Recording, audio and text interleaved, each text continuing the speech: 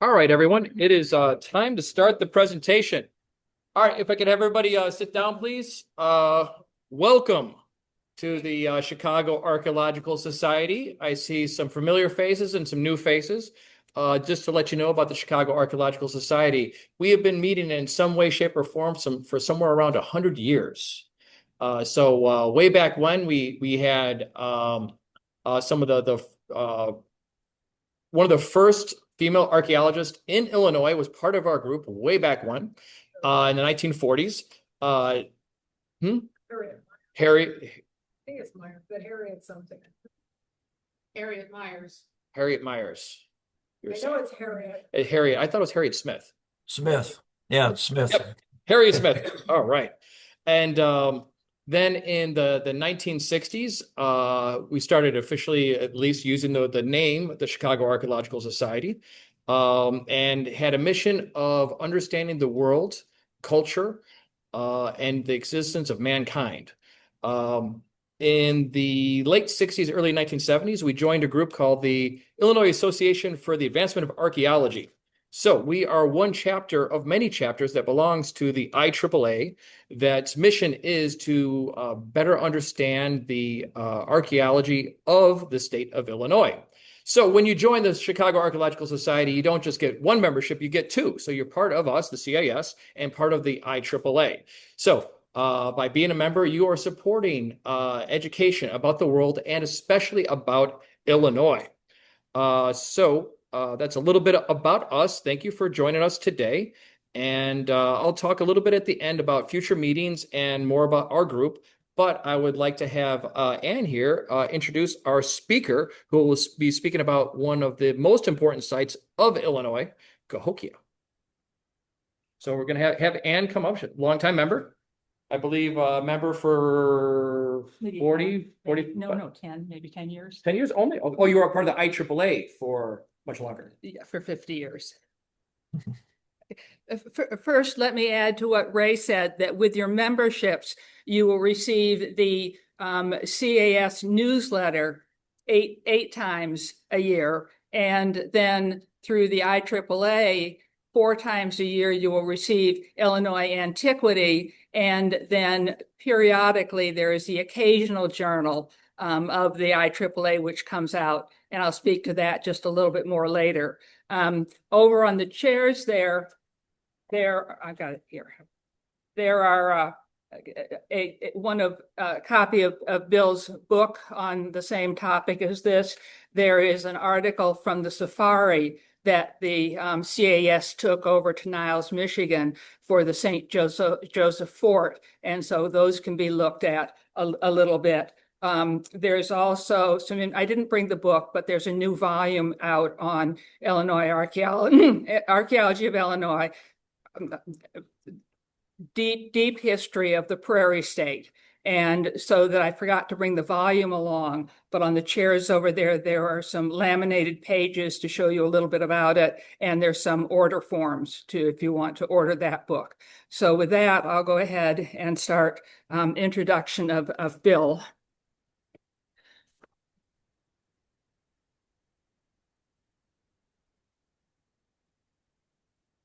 Today I'm so pleased to introduce my colleague, Bill Iseminger. He retired in December 31st, 2019, after 49 years as the assistant site manager at Cahokia Mounds State Park, and it has also become a UNESCO World Heritage Site. In December 18th, 2019 was Bill Iseminger Day at Cahokia. He has been at Cahokia since July of 1971, as the site went from having a small ranger station and a small museum and trailer camping at the west side of Monk's Mound to what it is today, with a world-class interpretive center, and which we expect to reopen in a few months. That's another story. And as well as well cared for physical grounds of the mounds and around them, walking trails, virtual reality interpretive signs, and some reconstructions based on excavated features. Much of the archaeology done at Cahokia before Bill arrived, he much archaeology had been done at Cahokia before Bill arrived, but he came at a time of increased organization of the excavations and professional collaboration in interpretation of the site, including a conference in the summer of 1971 that brought together most of the current and recent past archaeologists who updated the cultural phases of Cahokia and resulted in a 1972 publication. I well remember the summer of 1971, the conference, and that a lanky young man was brought over to picnic tables where some of the summer hires were sitting and introduced to us as the new member of the Cahokia permanent staff. His career exemplifies the goals of the IAAA in the promoting understanding and appreciation of archaeology with its methods to recover the history of past people and places. His career at Cahokia, he has been engaged with excavations, extensive writing on Cahokia, including his book, The First City of America, and public outreach.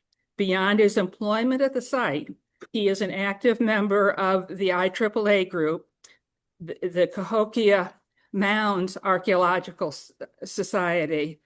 And for the IAAA itself, he has been on the board of the IAAA for quite a number of years, was on the board for quite a number of years. And during some of that time, he was the editor of the IAAA journal, American Illinois Antiquity, for which our member, Dale Simpson, is now the editor. More recently, he has been still with the board, but in the position as editor of the Rediscovery, which is an occasional journal of the IAAA. The most recent issue came out last 2024 and got distributed to the members of record at that point through 2024 and 2025. He edited earlier editions from at least 1998, 2006, 2014, 2019, and 2024. And I have copies of those up here that can be looked at.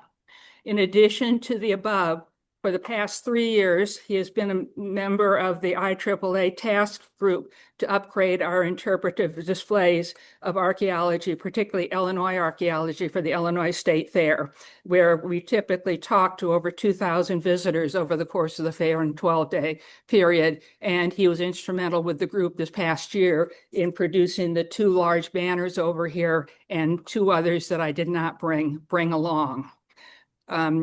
Bill was born in Illinois, grew up in Virginia, went to the University of Oklahoma for undergrad, and then got a master's through Southern Illinois University.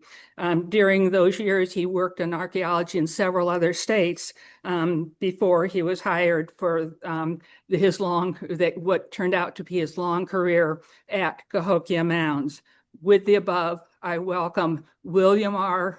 Iseminger, author, editor, illustrator, Bill Iseminger, colleague to many, and also known as Mr. Mound. Mr. Mounds. Well, thank you. I'm going to have to live up to all those accolades here, but I do appreciate being invited to speak to the Chicago Archaeological Society and to talk about Cahokia and its evolution, of its culture, preservation, and interpretation. So I hope everybody can hear me all right. I'm going to go through a lot of slides here, a lot of them very quickly, but first, for those who may not be totally familiar with Cahokia, just a brief introduction to the Cahokia site. Then I'm going to focus more on the development of the site and its preservation and interpretation, as that was a request that had been made to me as a topic for this particular program. So Cahokia was part of a tradition we call Mississippian. Many other traditions have preceded Cahokia in Illinois and elsewhere throughout Eastern North America, starting with the Paleo Indians, followed by the Archaic and Woodland and Mississippian. A lot of differences between these different cultural traditions, but also a lot of similarities. But Cahokia and Mississippian was founded on a base that had been established by a lot of earlier traditions, which we really don't have time to go into a lot of detail here. Just to give you an idea, though, that Cahokia was not alone. There are people here before them as well as after them. Cahokia being part of the Mississippian cultural tradition, which is very widespread throughout the eastern U.S. There are local variations of it. Some of you can see in this particular map here. Uh, we have Cahokia being pretty much at the northern end of the middle Mississippian tradition, but there are regional variations, a lot of interaction, a lot of trade, a lot of communication between people in these different areas. And so it's really many different tribes speaking different languages, but doing things kind of the same way that we lump together under that term Mississippian. Cahokia's location probably contributed to its rise to a dominant site. It's near the confluence of the Illinois, Mississippi, and Missouri rivers, uh, across from present-day St. Louis, in a wide expanse of floodplain known as the American Bottom that was carved out by the meandering of the Mississippi over thousands of years before Cahokia. And that meandering left behind lots of old channels that became lakes and sloughs and marshes. And these provided a lot of resources that were important to development of not only Cahokia, but those that came before them. And also the rivers were the highways back then. They were the interstates. That's how they traveled to long distances for trade, communications with other Mississippian peoples. So being at this location was certainly significant. And the fertile soils laid down by the streams were very important for developing of agriculture and the dominance of agriculture as a contributing factor to Cahokia's growth. But it did not grow alone. There was a lot of other Mississippian sites that were contemporary with Cahokia. In this map on the left, we're showing the northern part of what's called the American Bottom, and Cahokia being the star. And then there are other major mound centers in East St. Louis and St. Louis. Cahokia probably had about 120 mounds. East St. Louis, as many as 50. St. Louis, as many as 26 or 27 mounds in the downtown area. And then to the south, at the very bottom of the map, the Pulcher site near Dupo, and to the north, the Mitchell site. They each had about a dozen mounds. Then there were a number of sites that had just maybe one or two mounds. Those are the circles on the map. Then lots and lots of little hamlets, farmsteads scattered throughout the area, both in the bottoms and in the uplands. It had no mounds at all. So we had the whole sort of hierarchy of different settlements throughout the Cahokia region, and probably mostly under Cahokia's control for most of his existence. On the right here, you can see what we often refer to as Greater Cahokia, showing the mound cluster at the Cahokia Mounds. There's a few scattered mounds into the East St. Louis area, then the mounds in St. Louis. So how all these sites interacted with each other is not always clear, but most likely Cahokia dominated for most of its history. But why did Cahokia become so much bigger than everything else? We don't know. Maybe it's something to do with its location. Maybe something happened there, or maybe it's a charismatic leader that it drew people in. So we see a lot of the smaller sites eventually being abandoned and people immigrating into Cahokia, not only locally, but from more distant areas as well. So it became a true metropolitan center for much of this region. At Cahokia itself, the mounds are laid out in a rough sort of diamond-shaped pattern. It's about 3 miles east to west and about 2.5 miles north to south. And of the original 120 mounds, there are about 80 that survive today in some form or another. Many were destroyed by farming activity, subdivisions, discount stores, highways. But we have over 70 of those now protected as part of the 2,200-acre Cahokia Mounds State Historic Site.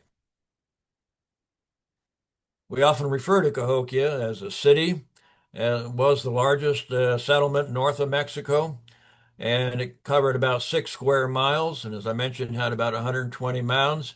At its peak, probably somewhere between 1050 to 1150 AD, as many as 10 to 20,000 people at Cahokia itself.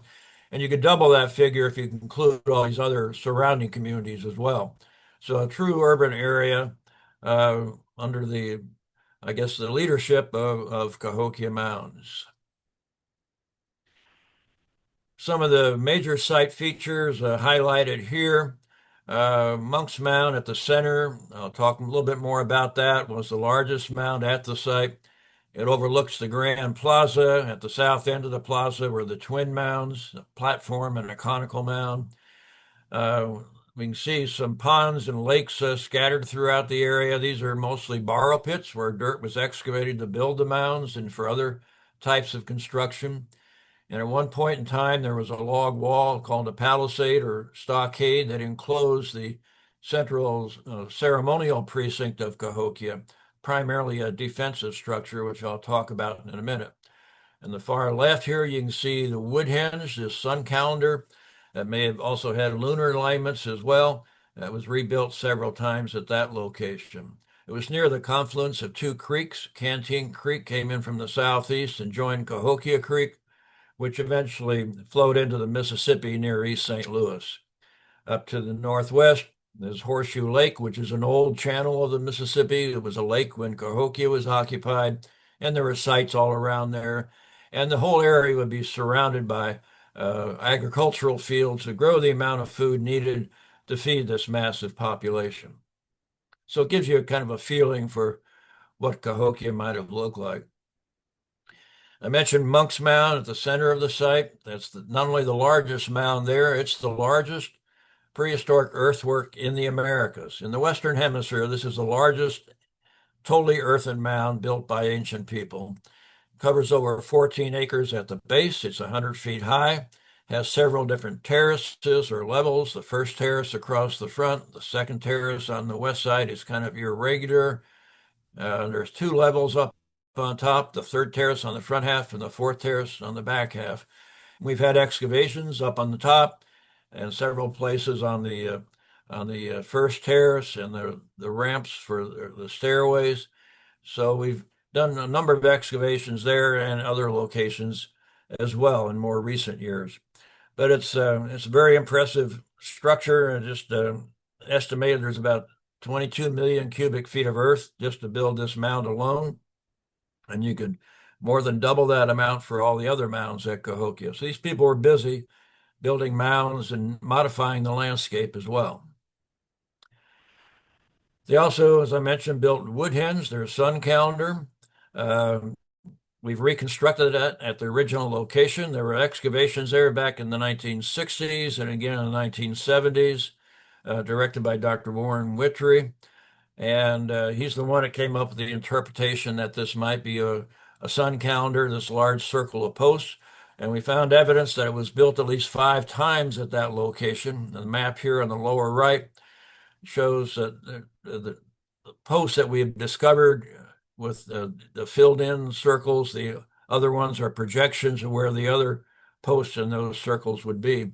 But each time they built that circle, it had a different number of posts. We're starting from 24 to 36 to 48 to 60.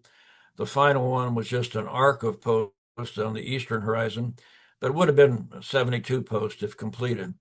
So for some reason, they're increasing the number of posts, and the diameter of the circle is changing as well, and the center point is changing. So they're making modifications to it. But all this was done over about a 100-year period, mostly between 1100 and 1200 AD.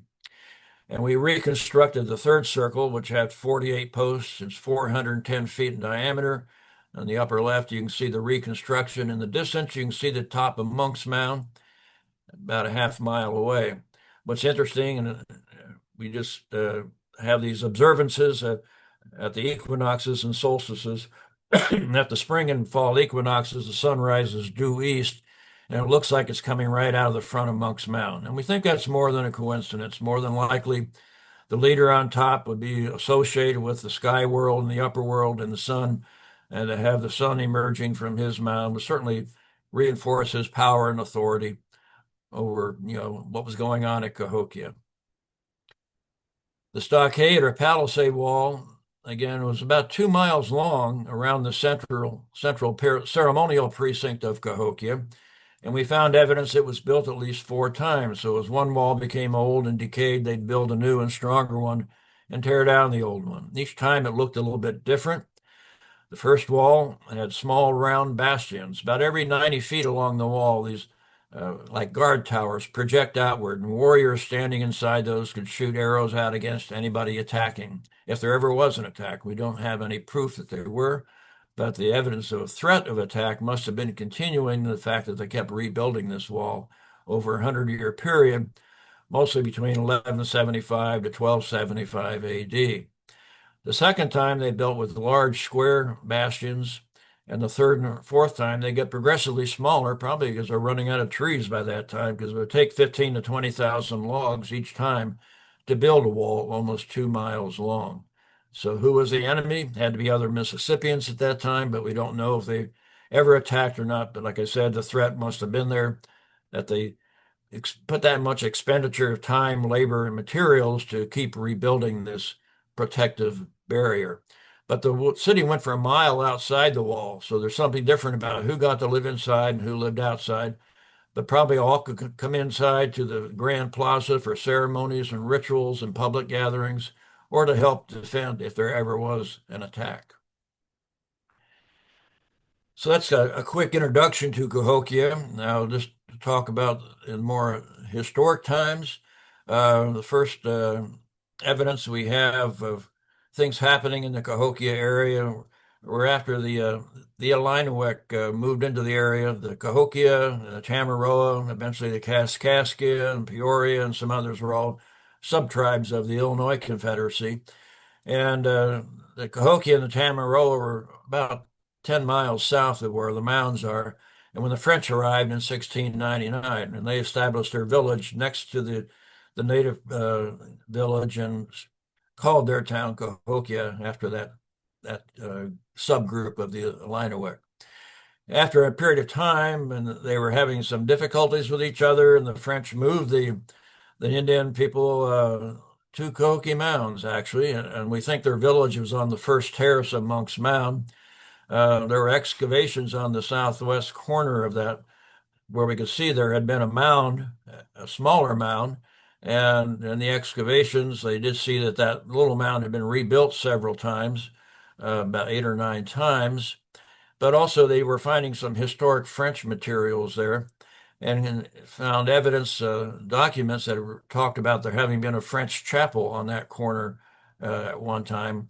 And so that was some of the first evidence we have of European contact with the site. There's a seminary of foreign missions were the priests that were establishing that chapel there on the first terrace. The first written records we have come from the 1800s.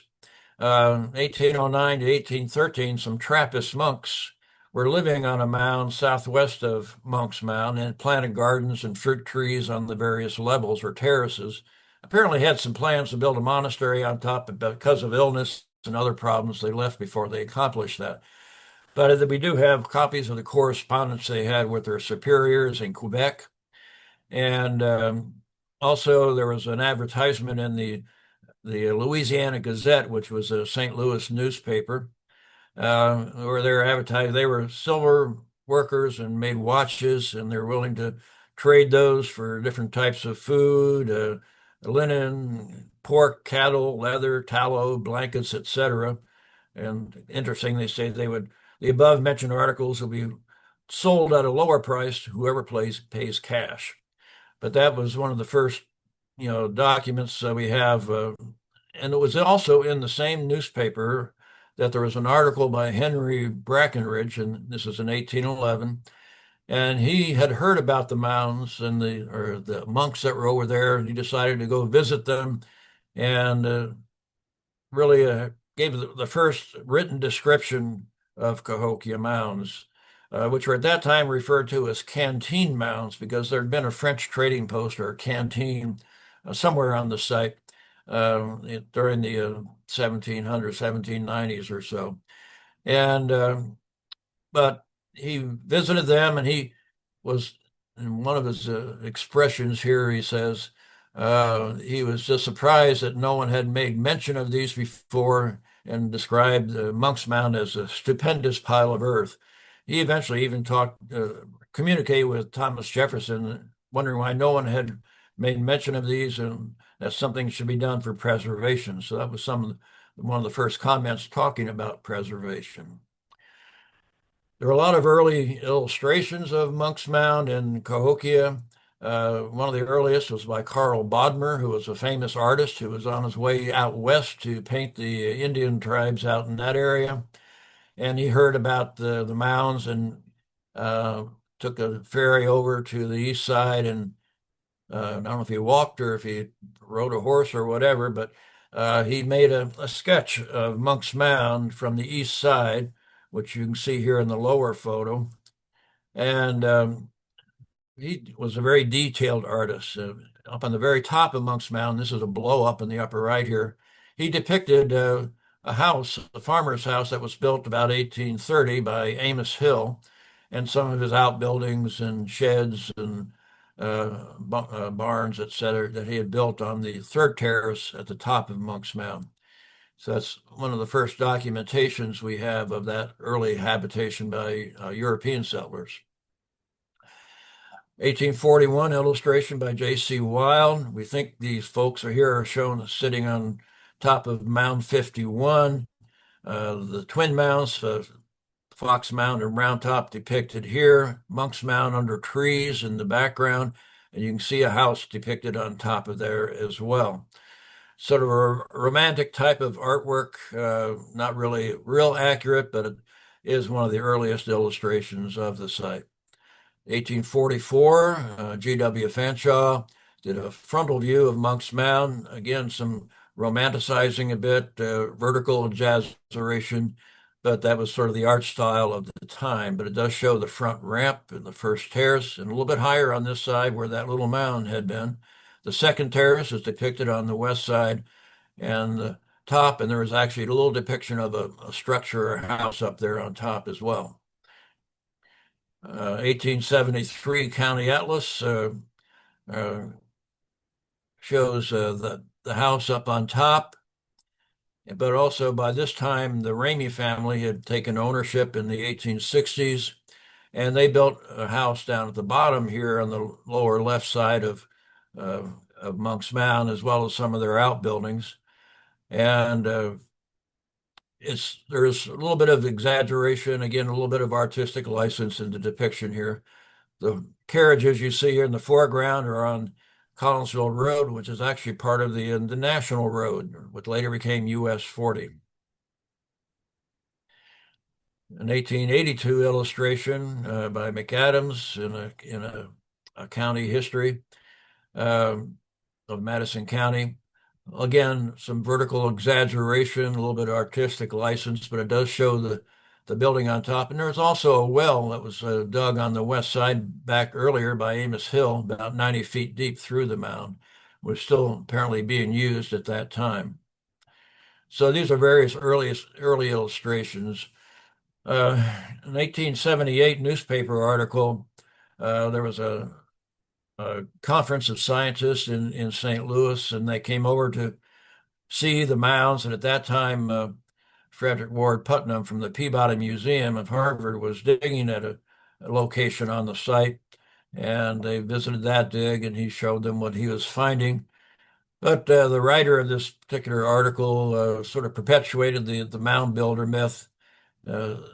Like here to quote, some learned men say that on Monk's Mound was erected a temple of the ancients, and there are sacrifices are offered.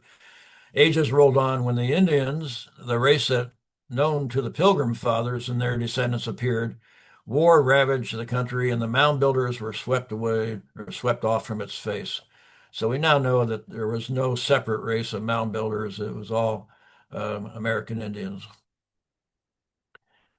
One of the earliest maps of the site, and in fact, the most accurate map we had until about 1966, was by a dentist, Dr. Patrick from Belleville, Illinois.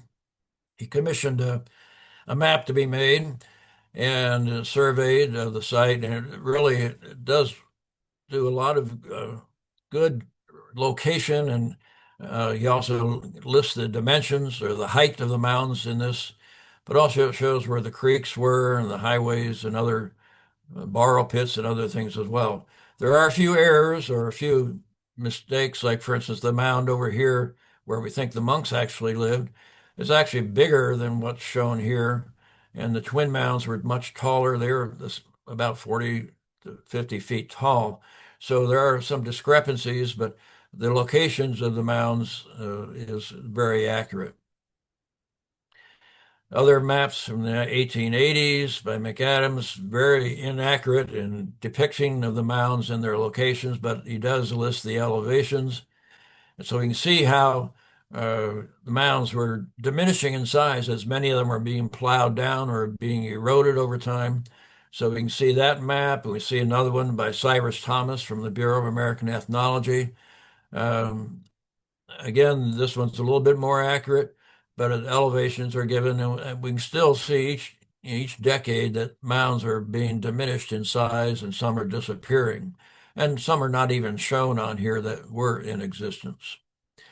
A more general map of the area by the Bureau of American Ethnology from 1890 shows at the bottom here the cluster of mounds at Cahokia, and also to the north, the Mitchell site, about a dozen mounds there, some mounds along the bluff edges, and up here by Wood River.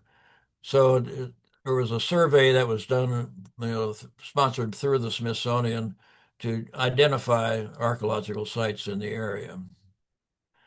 The Cyrus Peterson map in 1906, again, somewhat accurate, but sometimes parts of it not, but also does show some of the first photographs of the Cahokia site, some of the mounds. See Monk's Mound here, looking from the south towards it. And down here, the Twin Mounds, Round Top and Fox Mound in the distance, Monk's Mound, and a few other mounds in the area. So there were a lot of people who were interested in the site and trying to document it as well. There was also public interest in it, although sometimes a little misdirected.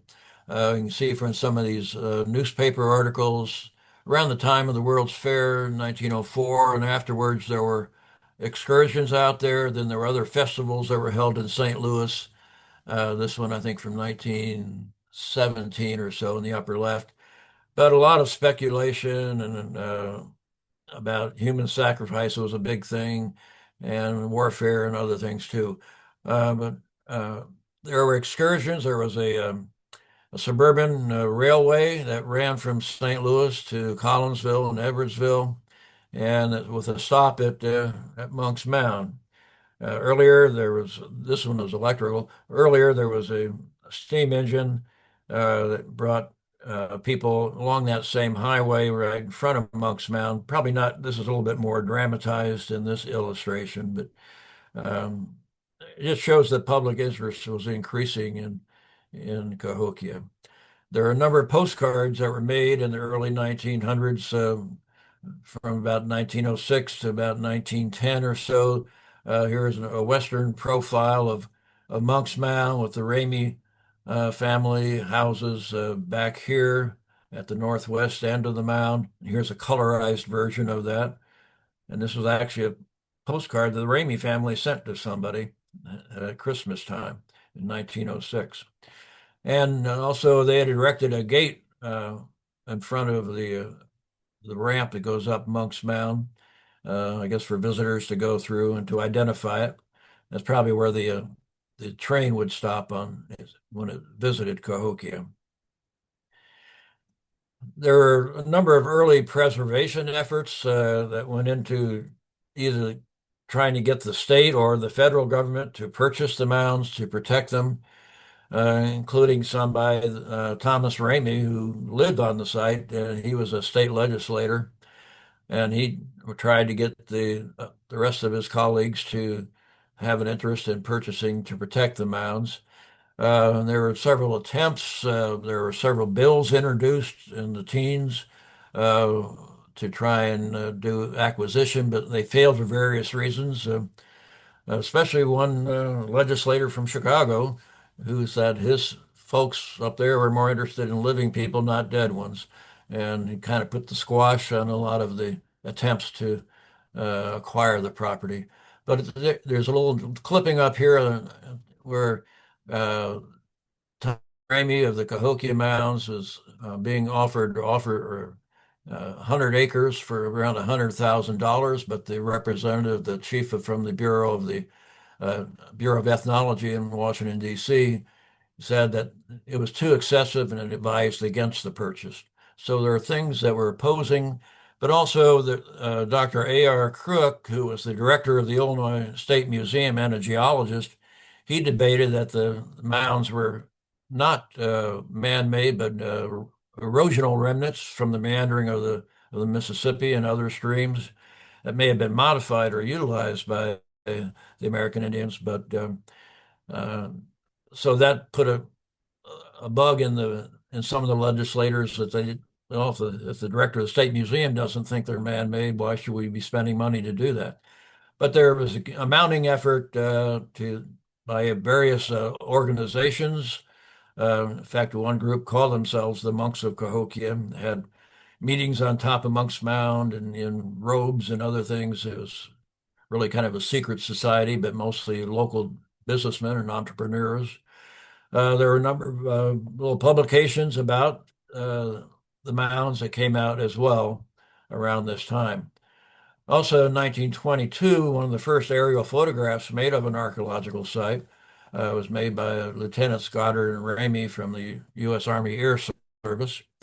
And in this view, we're looking towards the west. Here near the bottom is Monk's Mound. Go to the left through the Grand Plaza. You can see the twin mounds here. The large lake here is actually a borrow pit that was used to extract dirt for mound construction, and some smaller borrow pits over here. But look out in the farmers' fields, you can see a number of other mounds showing up these sort of lighter colored stains, and there's a whole series of them here in the lower right.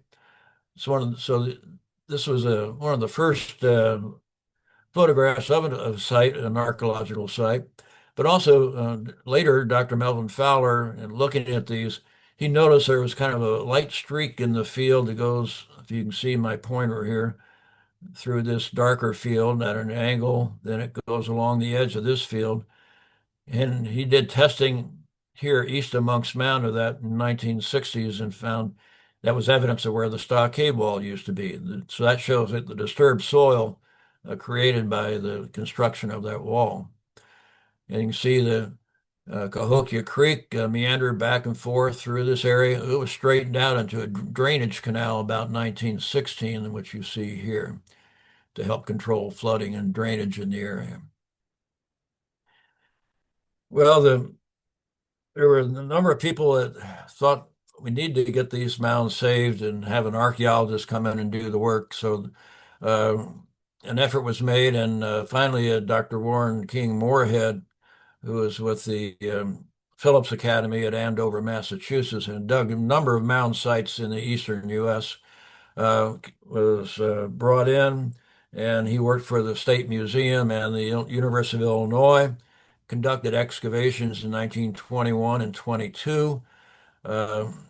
Even some of his work was a little bit primitive for the time. He often used horse-drawn slips or like scoops to cut through trenches through a mound like you see here in the foreground.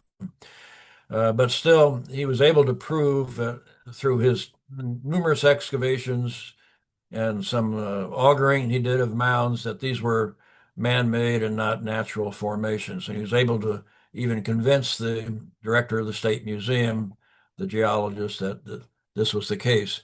And he often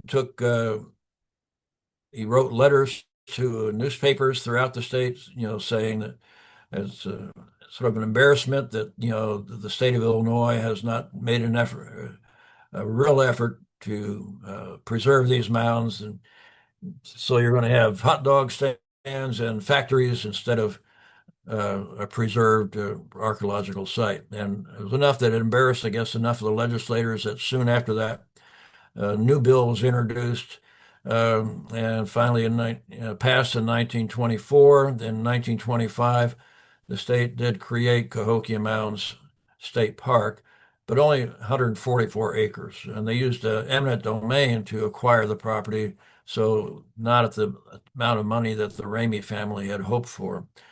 But finally, it was became a state park.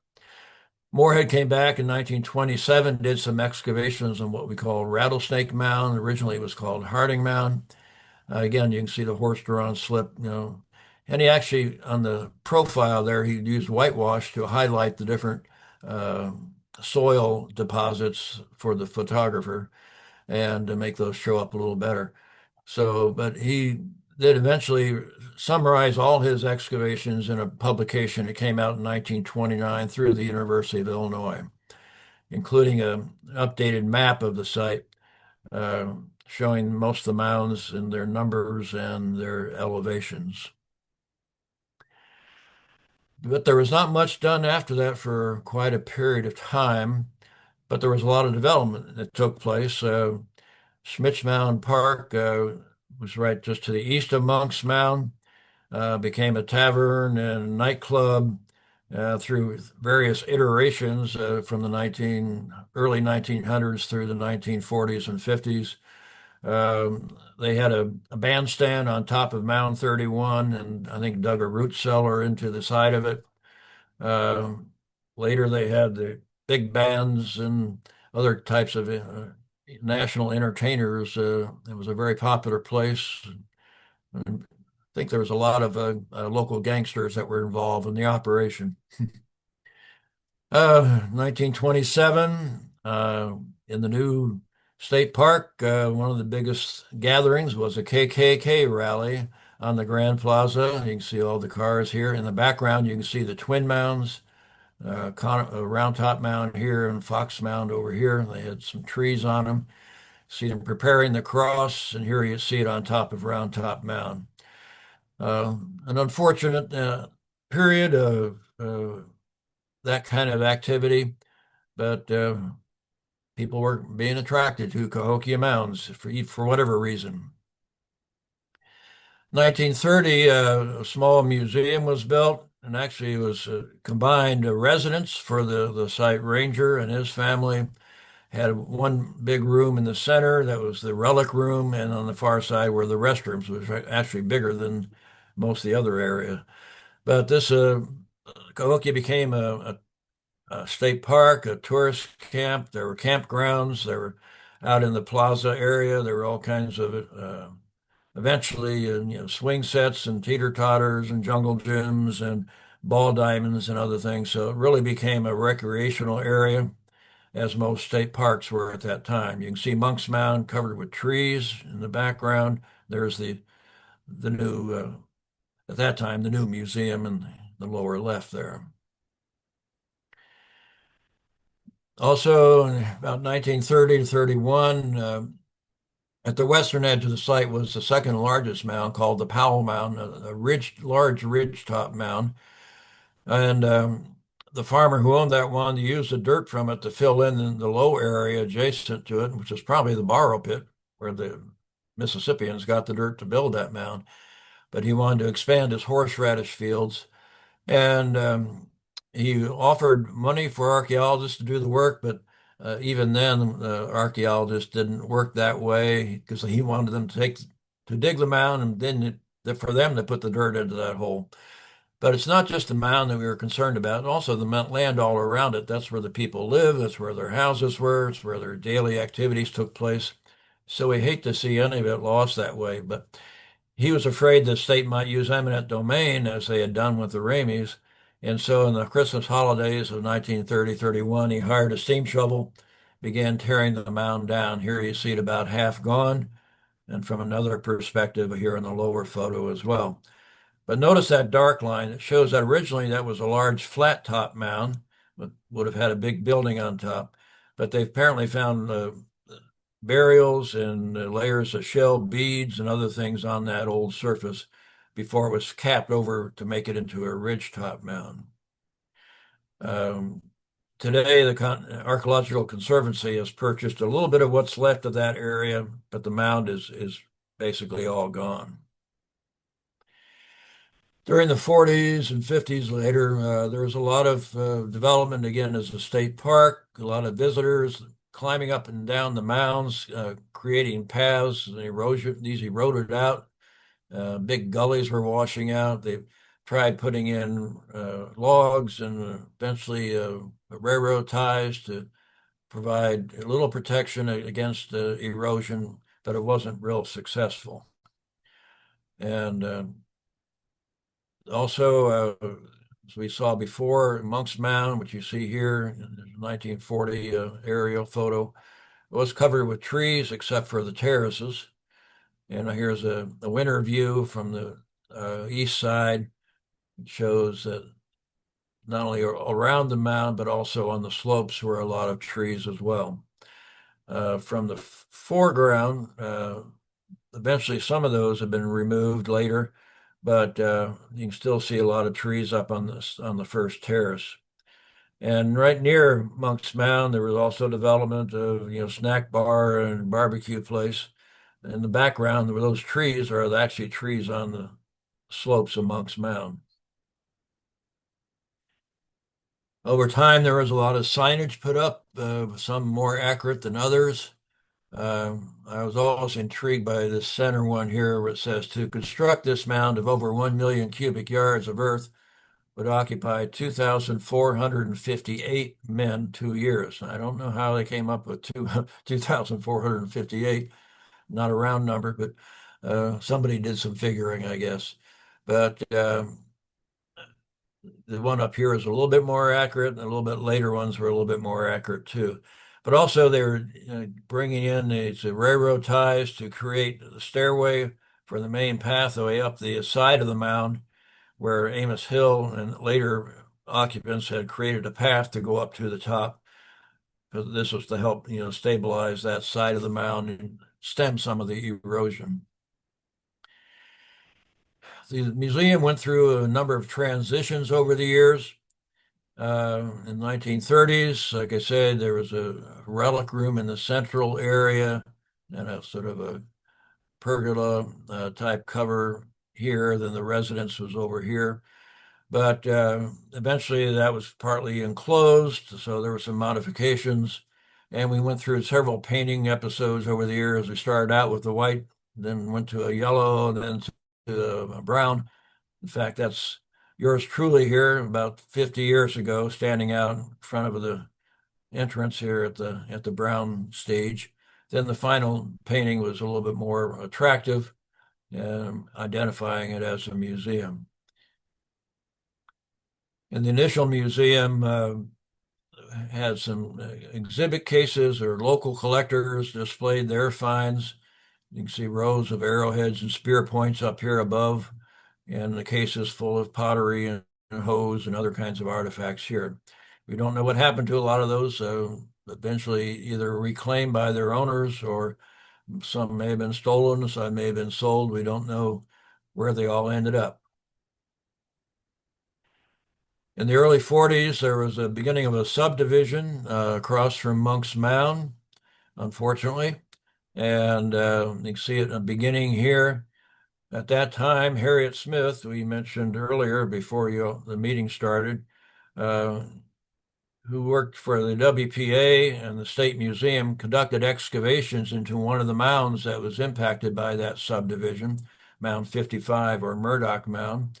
You can see her standing here with her crew. Unfortunately, the project was eventually terminated in December of 1941 with the attack of Pearl Harbor, and a lot of direction was changed after that date. But also the development of a subdivision to the east of Monk's Mound called State Park Place that began in the 30s, expanded into the 40s and 50s, and the one across from Monk's Mound that you just saw eventually had over 60 houses built, unfortunately, impacting quite a bit of the archaeology and the Grand Plaza area of the Cahokia site, as well as several mounds. Continued use of the site for recreation over the years. Here's some 1950s and photos. It shows, here's campers at the base of Monk's Mound. There was actually a picnic shelter, ball diamonds, paths up and down the mounds, unfortunately impacting these, again, to a great degree. There was some initial archaeology in the early 50s by James B. Griffin and Al Spalding from the University of Michigan, who put some test units into Mound 34 and a couple other mounds and village areas of the site and other local archaeological sites as part of their survey of the Mississippi Valley. Then Greg Perino, who was an amateur archaeologist who had done a lot of collecting at Cahokia in the 40s and 50s, was hired by the Gilcrease Museum out of Tulsa to do archaeology and excavations at Cahokia and eventually later into the lower Illinois River Valley as well. But here's part of his excavation of the Mound 34, and you can see in his profile some of the building stages associated with that particular mound. In 1959 and 60, there was going to be a discount store called Grandpa Pigeon's built to the east of Monk's Mound and adjacent to Mounds 30 and 31. The Illinois State Museum was able to do some limited excavations with the help of a local amateur society. And here you see them working on Mound 31, where they could identify at least 9 or 10 building stages to that mound. It was about 20 feet tall, and got some interesting information out of that. That's right next to where the Mounds Club we talked about earlier had been. In the early 60s, with the construction of the interstate highway system, Interstate 55 and 70 were combined on a path that ran just north of Monk's Mound, where the old creek beds had been for the Cahokia Creek. But there also were overpasses and intersections that were going to be constructed. And one of those projects involved excavations at what's called Tract 15B, just west of Monk's Mound. And they encountered very large circular and rectangular structures that we call compounds, but also a lot of earlier and later houses and other ritual buildings as well. So a very intensely occupied area was excavated by folks from under the direction of the Illinois State Museum. And then also Tract 15A, which would be about a quarter mile to the west of this, is eventually where Woodhenge was found. That was where another interstate was supposed to come through at a later date, and there would be overpasses and intersections there. And so Dr. Warren Witry did excavations there, found both what we call emergent Mississippian and Mississippian occupations, as well as where the big posts have been for the Woodhenge constructions. And also in the mid-60s, Dr. Melvin Fowler got a National Science Foundation grant to do the Cahokia mapping project, which produced the most accurate maps of the site based on photogrammetry, photos from the air, as well as ground surveys, and produced a very accurate map of the site. But also he started using that to try and determine something about the various planning, site planning and alignments. That's what led him to eventually do excavations in Mound 72. In the mid-60s, also there were excavations beginning on top of Monk's Mound by Washington University, which we'll talk about in a minute. But also the state began acquiring property to the east of Monk's Mound. And you can see the Ramey farmhouse had been moved from where the museum was built over to this side. Eventually, the Rameys sold that property to the state, and this began development and protection of that area, but also some uses included. You can see some ball diamonds out in the field over here. And there's some tract houses that were built here that we eventually acquired and used for research facilities and labs for some of the archaeology projects. But also at that time, they were cutting the trees off of Monk's Mound. Here you can see in 1965, after the tree cutting began in 1964. In fact, you can see a few trees laying down on the first terrace of Monk's Mound. You can also see some of the excavations beginning on top of Monk's Mound by Washington University.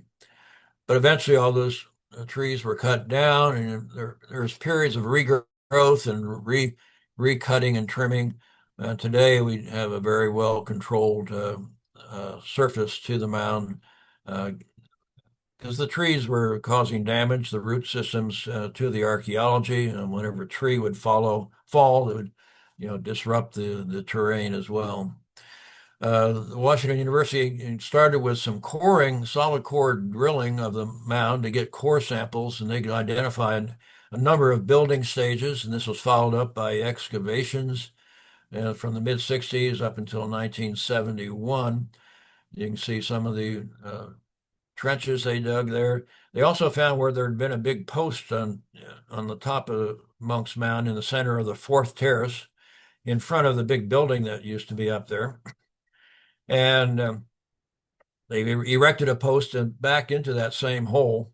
And within a week, it got hit several times by lightning. In fact, you can see some streaks down the side of it where one of those lightning blasts hit it. But also you can see in the profile some of the building stages, again, showing by different colors and different types of soil that were added to the mound every so often. Nelson Reed here on the right was the director of that project. Jim Porter and Chuck Barris and a few others were involved in that project as well. In the late 60s, there were 66, 67, University of Wisconsin-Milwaukee began testing the area to the east of Monk's Mound where that light line had shown in the fields in the aerial photographs and found evidence of the stockade wall, which was erected in trenches that were dug about 4 feet deep. And here you can see the bottoms of some of those trenches here and other excavations later in the 70s followed more of that. And back on the behind the twin mounds, this South Stockade or South Palisade. That was a project I was involved with in 1968 as a shovel hand. We found evidence of the walls back there as well. And from 1967 through 1971, there were excavations on Mound 72, where they found a number of mortuary activities, ritual burials, and things like that. In the early 70s or 1971 was the final work of a lot of the excavations on Monk's Mound, including the University of Wisconsin-Milwaukee digging on this corner. That's where that French chapel and the smaller mound had been with several buildings both under it and on top of it. The University of Illinois did testing on this central part of the first terrace and up the slope a little bit. And Washington University was conducting excavations up on top. And up on top is where we found evidence of a building over 100 feet long, almost 50 feet wide.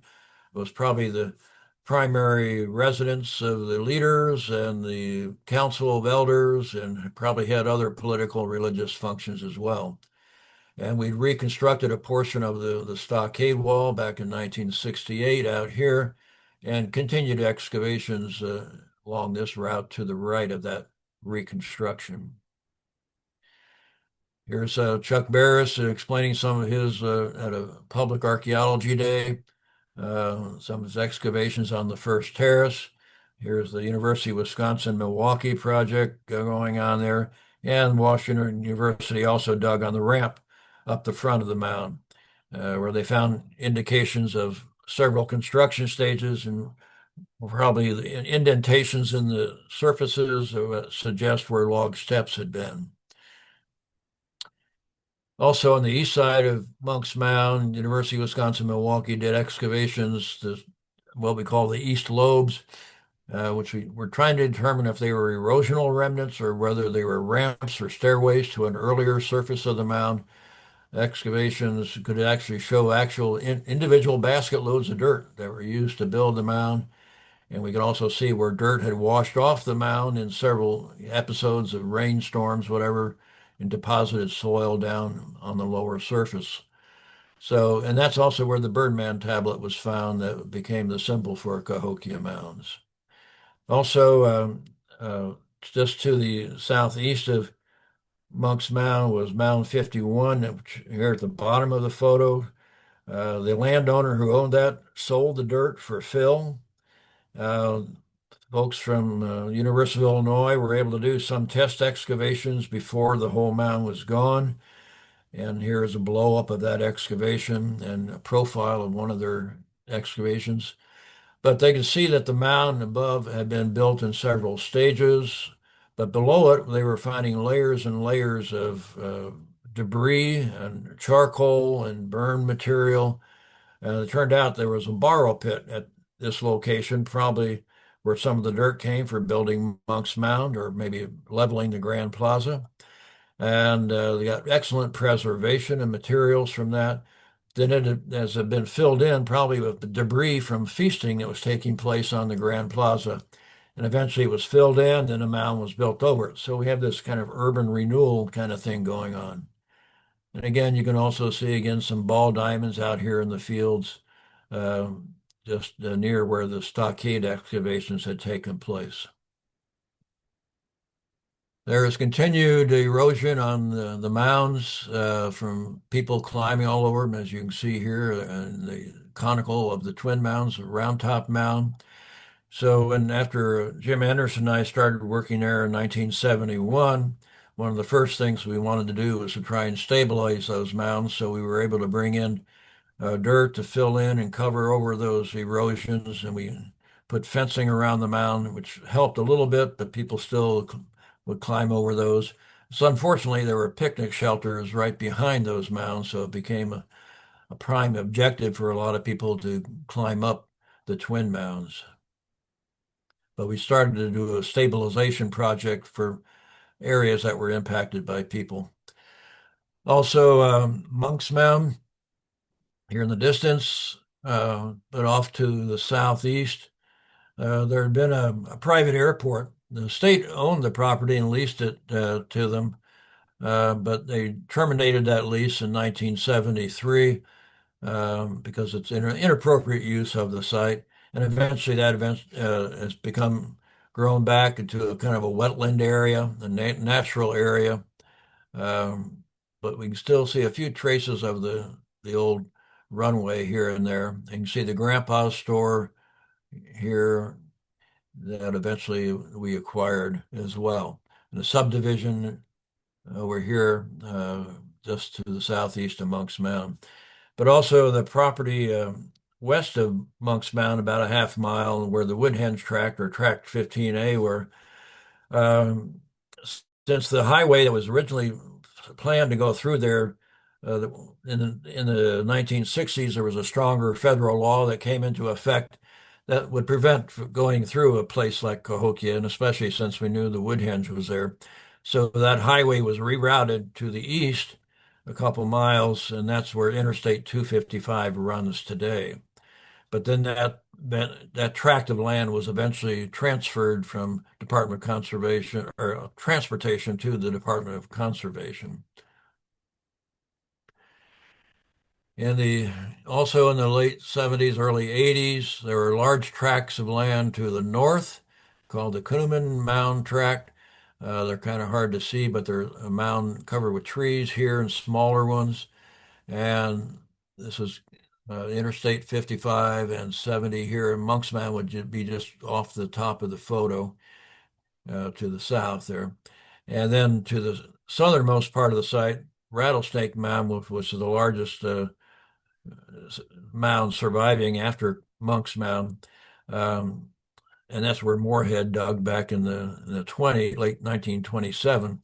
We acquired that property. We did use eminent domain to acquire these large tracts of property. This one was owned by the railroad, and this one by a farmer. but we're able to protect and preserve a lot more of the site through those land acquisitions. So land acquisition has always been and preservation and conservation has always been a major activity at the site. Again, in the same period, to the southwest of Monk's Mound, there had been a drive-in theater built in the 1950s. We acquired that property, eventually dismantled, tore that down. That became sort of our picnic grounds, and we had a couple of picnic shelters out there. And we even had held powwows out there in the circle you see in the soil here in the grass is where we had an arbor built for the powwows that we held for a number of years that put on by various Indian societies. And we hope to eventually get that going back again. In the old museum, when I first got there in 1971, the relic room had been kind of torn apart, and there was a couple of people who had been there a year before us. They were starting to put in some new exhibits.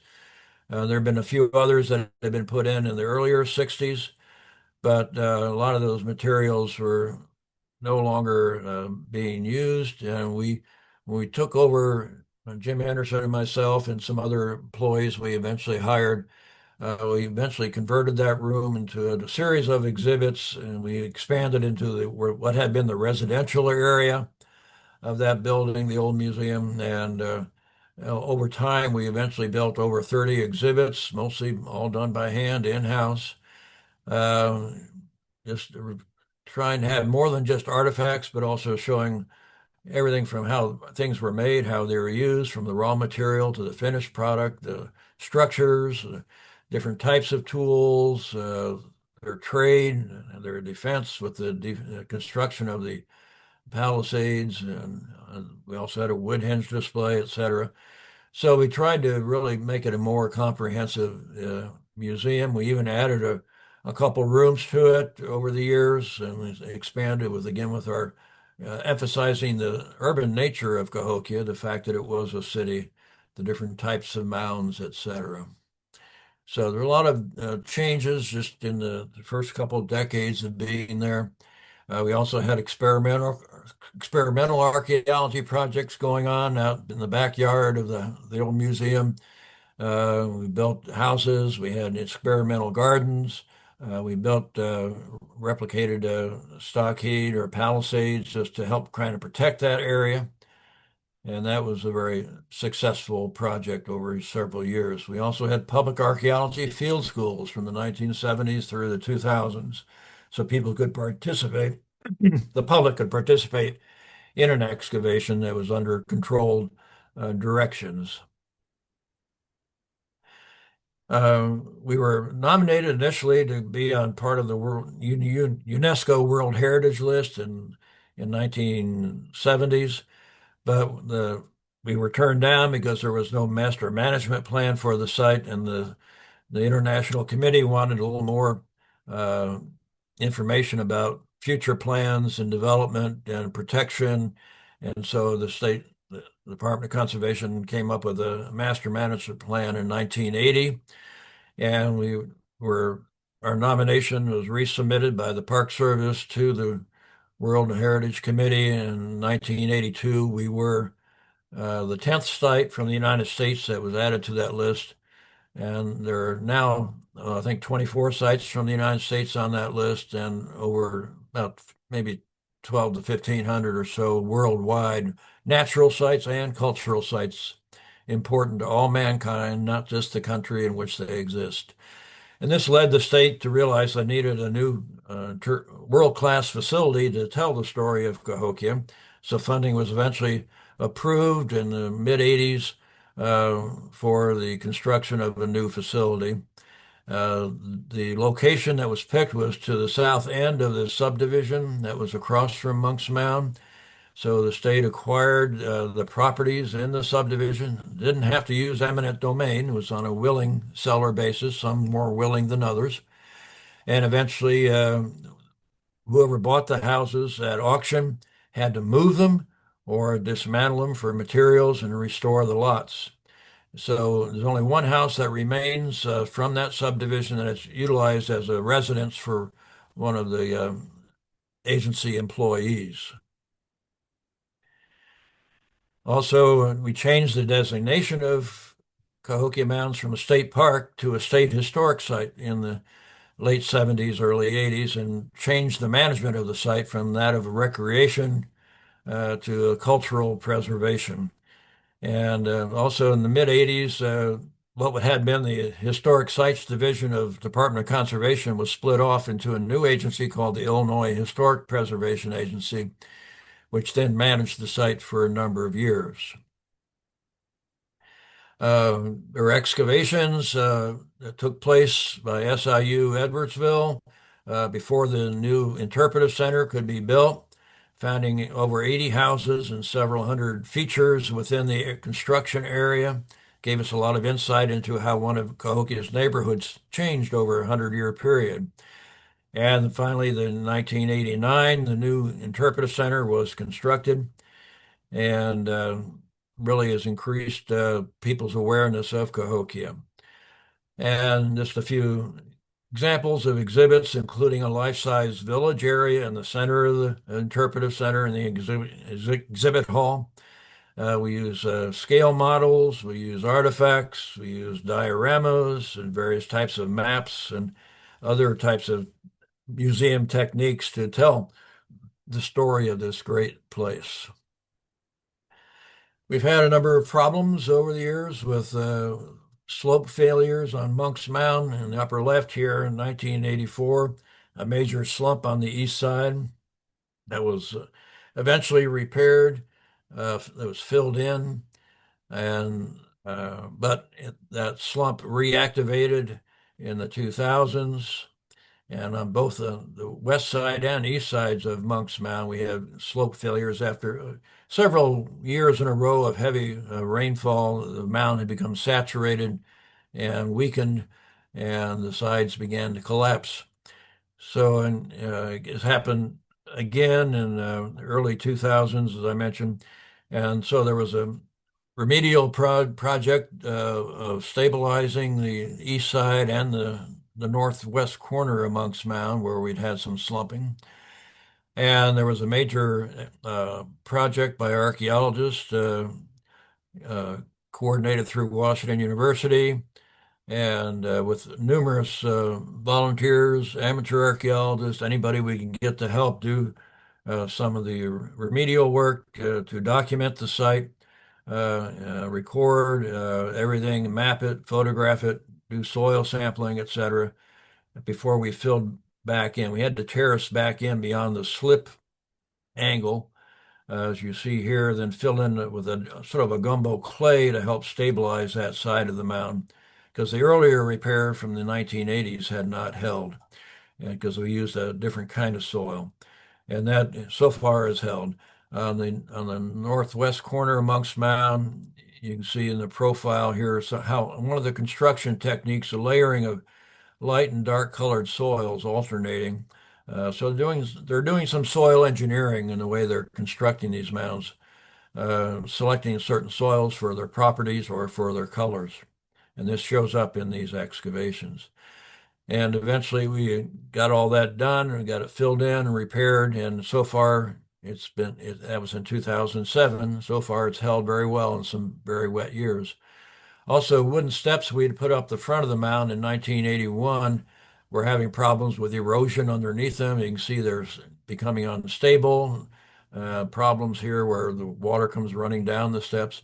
So we did put in some new permanent concrete steps in 1999, and that's really helped to control the access to the mound and is a very effective way of stabilizing that access to the mound as well. So there have been a lot of land acquisition over the years. The sort of stippled area in the middle was the first 140 acres that were purchased. Then several periods of expansion in the 1960s or the 1980s in that kind of orange color. And then additional properties added in again from the 80s to the 2000s. And we just recently acquired more property down here on the lower left of the tract to help protect that. We also, I mentioned we had purchased that Grandpa's mound, and we didn't have the money for demolition, but that's just been released. So pretty soon that skeleton of that building, which has been heavily vandalized, will eventually come down as well. So we've also, through our Cahokia Mounds Museum Society, our support group, been acquiring properties in the state park place as those properties become available and as the society has funds available. And they've acquired over 50 lots in that neighborhood. Those are highlighted in yellow, including at least 4 mounds or parts of mounds that we're able to acquire. But it's not just the mounds that are of concern to us, it's the land around them as well. And that project will continue.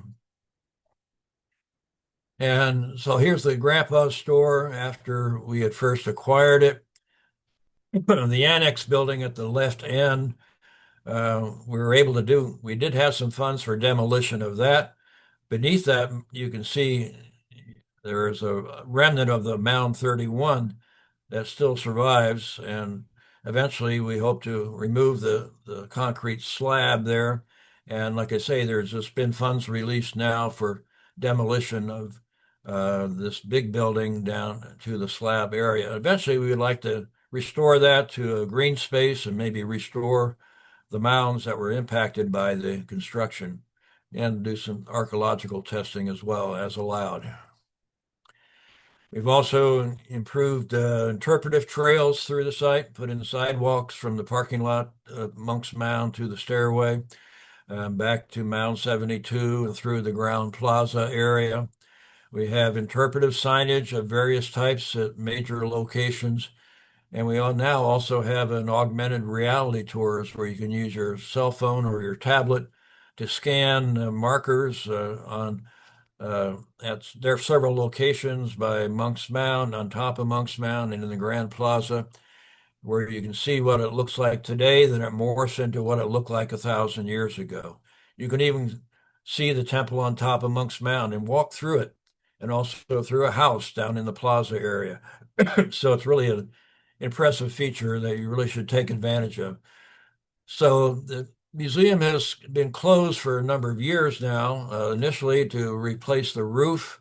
Then we had COVID, and we had to close for that.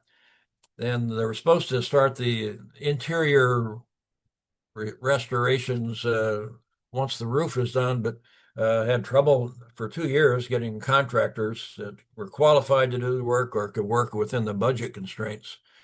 But eventually we were able to get somebody about a year and a half ago, and they're replacing all the HVAC systems and the lighting, much of the electrical and security systems and fire suppression systems, mechanical systems, ceilings in the theater and lobby.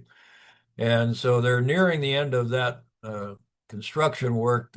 Then we will have to reinstall all the artifacts and everything in the exhibits. To protect those exhibits in the cases, we did remove the artifacts, but they built structures around each exhibit island, had a major network of scaffolding throughout there because they had to get up into the ceiling area for all the duct work and the electrical work. And so now that's all been removed. And eventually there's a few remaining projects, but hopefully they'll get that all done within the next month or so. Maybe by November, but we hope to have sometime a grand reopening and looking at probably early spring.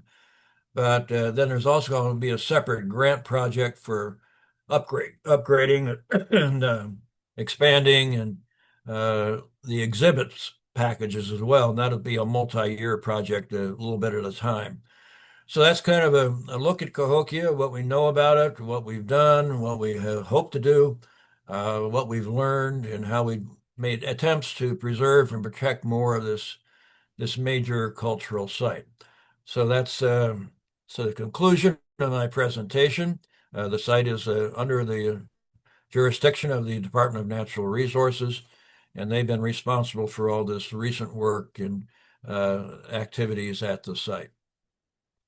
So I guess depending on what time we have left, I'd be glad to try and answer any questions, or you can collect questions and forward them to me by email, and I can respond in kind. So there we go. Thank you for a wonderful presentation. You're welcome. All right, let me see if I can change the view here a little bit so we can see. Let's see who's all on here. Okay.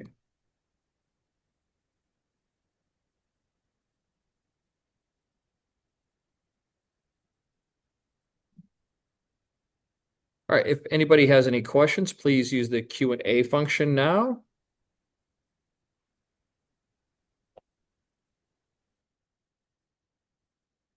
I have a question. Yes, I'm not sure if you can hear me. I can repeat it for him. I have seen that there has been a relation between the site and the surrounding community in different ways. First was the French and Mhm. left, and Mhm. and there was a picnic site, and also there was people that were visiting. So it looks like there was always an interest from the community around inside. My question is, what is the interest for awareness of the current population? I think it is close to St. Louis. Mhm. Is there awareness in the community about the site?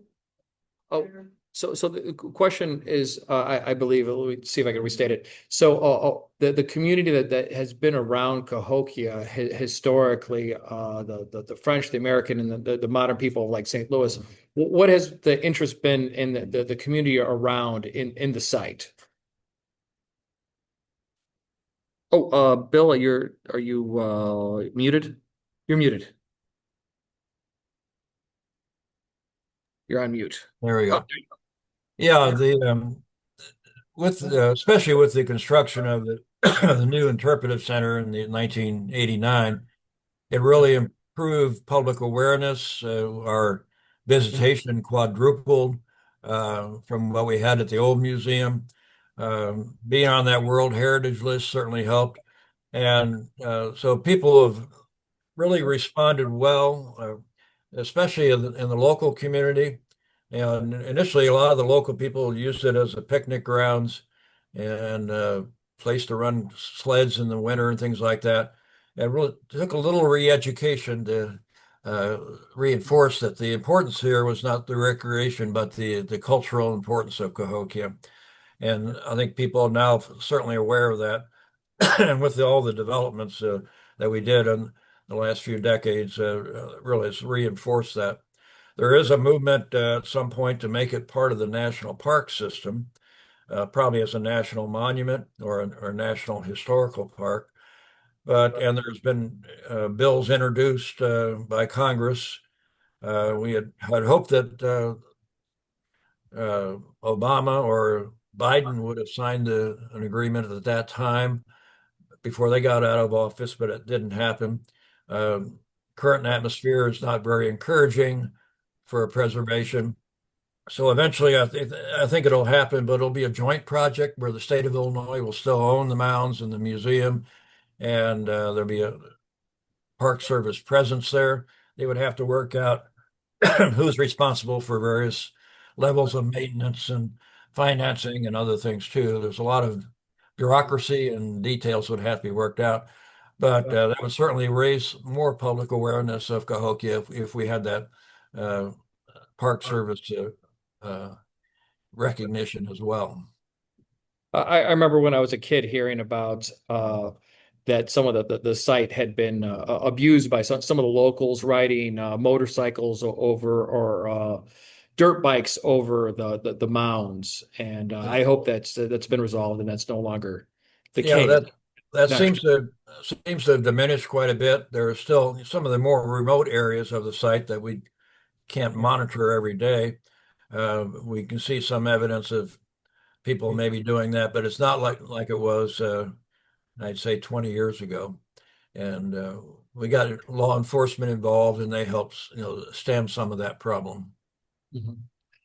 I'm curious, have I know that we've had Mormons in this area for a long time. Did they ever take an interest in the site? Because I know that they've had in their own belief system, believe that they found their tablets in a mound out east.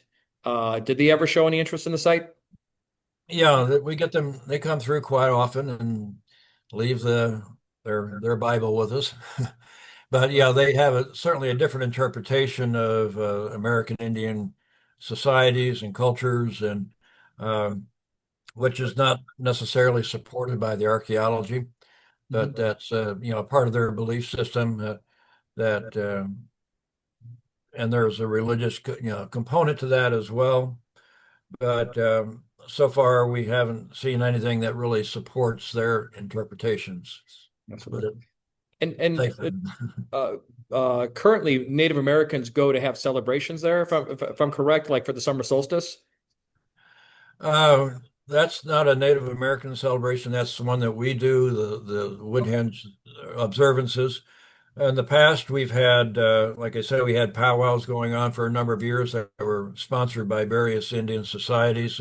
But eventually, those groups dissolved, and we haven't been able to get a group that would come back and do that again. We would hope that will happen in the future. There there's some concerns raised by various Indian tribal groups about the archaeology, about the interpretation, and with the stronger Nagpur laws that have now taken effect, we have to do consultation with tribal representatives concerning exhibits and limitations on archaeology and things like that. So but we still have groups that participate. We have Indian art shows with art American Indian artists from all over the country that come usually twice a year, usually in the spring and usually around Thanksgiving. Um, and we hope to get those going again. We've had to hold those the last few years off site because of the interpretive center being closed. But we have the Choctaw have come up and done demonstrations and dances. We've had the Chickasaw and a number of others uh, as well. So we do have good relationships with most of the native peoples and try to have continue those kinds of good relationships. Sarah asked a question. Are you aware of any connection between Cahokia and Astalan in Jefferson County, Wisconsin? Or perhaps this is local Wisconsin folklore? No, there's been a lot of archaeology done at Aztalan, and there have been a number of artifacts found that appear to be Cahokia related. So there's, for a time, people were saying maybe it was a colony of Cahokians that moved up into that area and settled amongst the late woodland peoples around them. There's various, thoughts about that by various colleagues about the role of the Mississippians there and the role of the late woodland people and their interactions.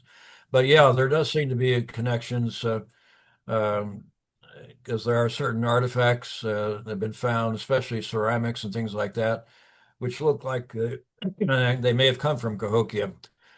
So they knew about each other for sure, and there was some linkage. Okay. You had a question in the back there in the blue shirt?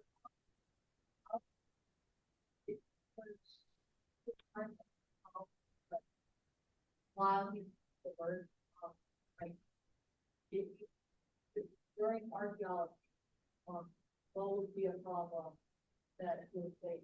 Yeah. So I have a question about problems that you would face during archaeology at the site. What kind of problems would you face? Well, weather, for one thing, it's one thing you hate to see a storm come in because oftentimes our excavations get flooded. and we have to bail them out and re-scrape the soil again, re-expose everything. We try and protect them with sheets of plastic, and that works to some degree, but not always as effective as we would like. Um, we have to be careful about if there are any excavations that go fairly deep, stabilizing the sides of the excavations, because OSHA, there are federal laws that protect the workers and things against unsafe hazards. And other than that, it's if you to think about all the excavations that have taken place at Cahokia, um, probably the site's so big. If you put all the digs together, probably less than 1% of the site's been excavated. And but there's been quite a few excavations, probably over 100 projects over time. Uh, Currently, there's more limitation on excavations, again, because of the new NAGPRA laws. But there has been a remote sensing project using various types of magnetometry and electronic resistivity and conductivity and a few LIDAR and a few other techniques that are helping us to understand the settlement pattern and learn more about the site without sinking a shovel into the ground. But sometimes you have to do what's called ground truthing to prove what you're seeing on those computerized maps that these instruments provide. But again, there's been more limitations now on just disturbing the site because of the concerns raised by Native peoples today. Len asks, what is the purpose of rebuilding a mound? It would not be genuine. Do you know what the purpose of the mounds were? Were were they basically dirt? If not, could you briefly summarize what was found buried? Yeah, all the mounds are entirely earthen, and we see evidence where we've excavated into a mound of most mounds being enlarged. They may have had rituals of renewal and rebuilding themselves to help stabilize a mound, or perhaps upon the death of a leader, they might rebuild them, add more dirt, put a new building on top of a mound for the leaders, things like that. Um, but also uh, where mounds have been destroyed or damaged by modern activities, and we know where they were. We have rebuilt. There's four mounds that have been rebuilt on the entrance to the interpretive center, um, and we wanted to show people where these mounds had been that were no longer existing.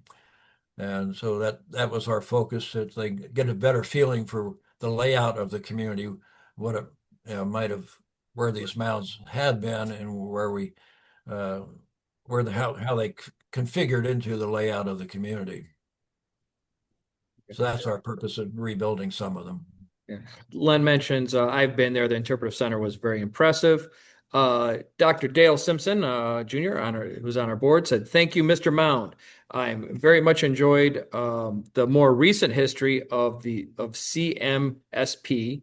That was a great documentation of the photos and maps. Can you explain the chunky game, Discordial, and how Discoidals. and Yeah. how it may have been brought Mississippian factions together?" Well, the game is called chunky, or at least that's a term that was used by later native societies who were still playing the game when the Europeans encountered them. So we have some descriptions, historical descriptions of the game, and the rules would vary from place to place. But basically, the way it is, there's a prepared field that's used, and usually it can be usually two men, sometimes it can be teams, but usually two men would compete, and they roll this discoidal. It's a disc-shaped stone, like a big hockey puck, along its edge down that field, and they would throw lances or spears or markers where they thought that stone was going to stop rolling. Whoever's closest to where it stopped could score points. If it actually stopped rolling and landed against their spear or marker, they got extra points, things like that. That's the way a lot of it was played. There are, again, variations that have been described. But also was kind of a sacred or symbolic game. Some people think that the rolling stone represents the passage of the sun through the sky, from east to west. But also there would be competitions probably between communities. There are probably village champions. So these would be things, be probably annual rituals or ceremonies held on the Grand Plaza or in some of the smaller plazas where people would come in from the surrounding region to be participate or to observe these games and their champions. So it is kind of a cohesive type of game that does bring people together. Okay. You had a question? Has there been more? The question is, heard that there human remains have been found in the past. Has there been any human remains recently found at Cahokia? No, we stopped excavating burials probably in the 1980s. And occasionally there might be one that's encountered in an excavation, but it's left in place. And it's documented, but it's not removed. And this is partly because of the NAGPRA laws, the Native American Grave Protection and Repatriation Act, as a federal law. And so if we do encounter burials, first thing we have to do is contact a coroner to make sure it's not a crime scene, and they will confirm whether or not it's ancient or not. Also, we have to notify tribal representatives if we encounter these, and the officials in the state of Illinois too, in the state historic preservation officer has to be notified, and there are people who are on the staff in the state who are in charge of examining human remains. So no longer do we remove those that have been excavated and are stored in various universities or museums. Many of these are now subject to claims by tribal groups through the NAGPRA laws for repatriation and their reburial. And so it's a long process, but it's in progress and it does continue. Tamara asked, can we access the presentation recording? And yes, it will be up on our YouTube channel. In a few moments, I'll show that on the screen where the YouTube channel is. Okay.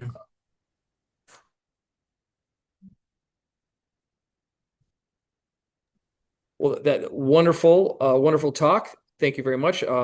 We are actually going to do a raffle here. We're going to lucky prize winner is going to get a copy of your book. All right. Yeah. So we're going to do that momentarily. Let me share. Oh, I'm sorry. Oh, I'm sorry. We're doing an atlas. I'm sorry. Okay, the atlas, not your book. I'm sorry.